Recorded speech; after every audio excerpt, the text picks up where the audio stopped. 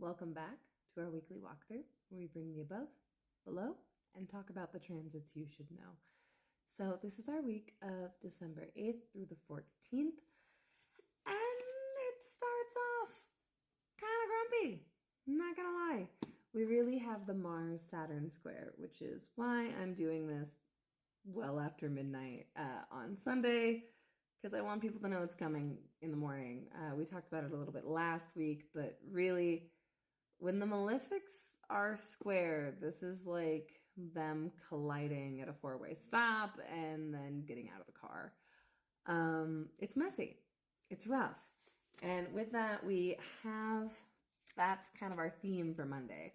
It goes exact 5:15 p.m. Mountain Time on Monday. So I want you to be really careful. I want you to look at the areas that Sagittarius and Pisces are in your chart. The good news is Jupiter in Cancer is there, adding a little bit of dignity and a little boost to the interaction. But Jupiter is also responsible for a lot right now. All of the planets in Sagittarius and in Pisces, Jupiter's trying to keep an eye on all of them. And it's not easy. So our theme of the week is the Traveler of Staves. And the Traveler of Staves is challenged by the Knight of Wands reversed. So this combination gives us like a desire to seek and to know while also being like completely cooked. Just burnout, done, and ready to rest, but also no longer knowing how because it hasn't really been an option. So on Monday, we see some of that with our Six of Swords reversed. And this is that grief journey that isn't complete, that stagnancy. This can be seasonal depression. This can be like, oh, this again. I really don't want to deal with this. Like, I always try and deal with this and it never really gets dealt with. So could it just not? And the answer is no, it's going to keep going. And I also have this feeling with this week that there's kind of a treachery vibe, and I don't use that word lightly, but it feels like the sequel where the villain comes back. So just keep an eye out. Like, and villains aren't always people. They can be habits, they can be places, they can be situations. And vilifying them doesn't actually do anything but give some of our agency away. So I want you to ask yourself in those situations, like, what can I do differently? How can I show up without necessarily making this a fight and instead be strategic? That'll get easier next week when Mars moves into Capricorn. But for now, just start percolating on it. We move from Monday with our Leo moon to a trine with the sun from the Leo moon and to Chiron and to Mars. Before the evening, we get a square to Mercury and a square to Uranus. And so this is part of where some of that treachery energy really feels like it's coming in on Mars Day. We have the dub reversed, and particularly this is the one with the red and black. This feels like a false sign that things are getting better, or you aren't getting the sign that things are getting better. And so when that happens, I really want you to ask, like, what were you hoping for? And what steps did you take to make that happen? And who was involved in making that happen? It's not a day necessarily for getting what you want, but it's a day for shedding light on where those needs are lacking and what your next steps can be. There's also a lot of courage this week, like a lot of fire, a lot of push towards advocacy. So don't forget about that as you're moving forward. On Wednesday for Mercury Day, right after midnight, we get a Virgo moon. And then Neptune stations direct, which is nice, except stationing days can be very boat rocking, especially when we're dealing with Neptune and the watery, sticky weirdness. It can feel like slipping in quicksand a little bit. The good news is with Neptune stationing there, where like the end of mutable signs are free of Neptune once Neptune moves back into Aries. which yay, but you know, there's always something. And with this Wednesday, we have the Seven of Cups reversed. And this is particularly like a very daydreamy, like all of her different potential selves and all of this. And it's like, oh, reality check, especially after the Mars Saturn square. It's like, oh, that's what we're doing. And we also get Mercury opposite Uranus that day. And we get Venus square the nodes like at the bending. So it's both like a reality check, but also confusing. Like it's a, oh, I don't feel like I have a choice right now, but I also don't know what's going on.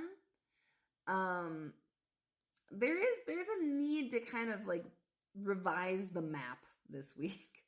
What we thought was the case is not necessarily the case, and we had some of that with the full moon last week, but it's still it's churning and it's growing. We moved to Thursday in our half moon, and the Virgo moon opposes the north node, squares Venus, Mercury trines Neptune, the moon for our half moon, of course, squares the sun, and then Mercury drops back into detriment in Sagittarius, which it can be very perspective broadening, but it can also feel confusing and frustrating, and your words don't quite come out right. And now you're in an argument about your beliefs, which the other person's misrepresenting because you didn't quite frame it right. Like, it's a tricky day, and we're still walking through the post shadow, so it may bring up some stuff from the retrograde. And particularly, it's not really the vibe. We have the Wheel of Fortune reversed, and this is the very astronomical one. I would say on Thursday, inside voices, journaling, let yourself get your footing first. Don't just race ahead.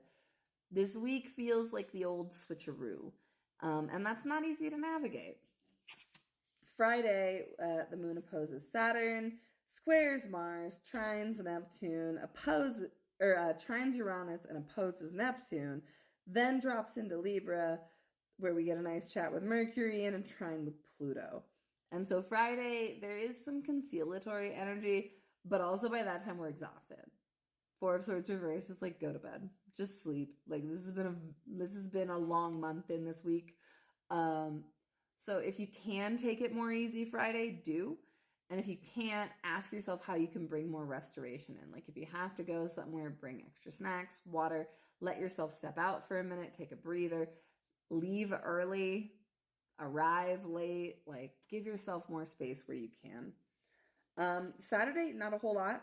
Mercury and Pluto have a chat, the moon and Venus have a chat, and that's kind of it. And with that, we have the Death card Motel Edition, which is one of my favorites, because this one is about taking the little transformative actions every day. This is about what are the behaviors and habits and the things that you're trying to transform in your life that you can tend in a small, sustainable way. That's what Saturday is good for. And it's Saturn's day. Saturn likes long-term change, and long-term change is built on tiny habits. It's not built on the big dramatic thing. Like, you got to do the little stuff sometimes. Honestly, most of the time, but I'm a Saturnian, so of course I'm going to tell you that.